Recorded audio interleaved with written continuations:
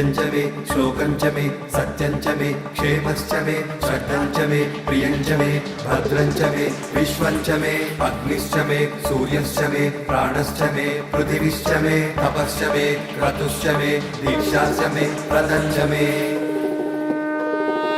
ब्रह्ममुरारिसुरार्चितलिङ्गं निर्मलभासितशोभितलिङ्गं जन्मज दुःखविनाशकलिङ्गं तत्प्रणमामि सदा शिवलिङ्गं तत्प्रणमामि सदा शिवलिङ्गं महेश्वराय रुद्राय त्रिनेत्राय दिगंबराय नीलकंठाय विश्वरूपाय त्रिगुणात्मकाय नमः शिवाय देवमुनिप्रवरार्चितलिङ्गं